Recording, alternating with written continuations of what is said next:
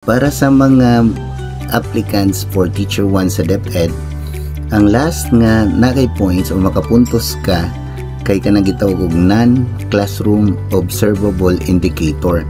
Sa tinuod lang, mura ra ka gitagana nag questionnaire or pangutanon baka ka na physically o pamago ka dungog ug unsa gi actual na. Pero according sa DepEd order, na siya mura og questions, then imong tagan og reflection. Tagan kag form nga gitawag og Teacher Reflection Form, TRF. Unsa imong buhaton in case ani nga mga situation. Dayon chikon to siya. Dayon tagaan kag points.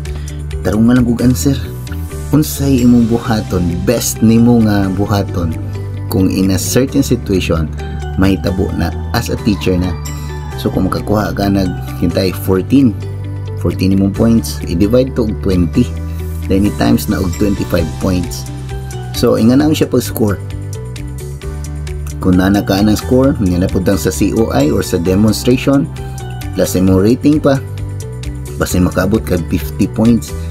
Kabot ka 50 points, mo qualify na ka, pwede na ka mapilian nga madawat sa DepEd. Congrats in advance.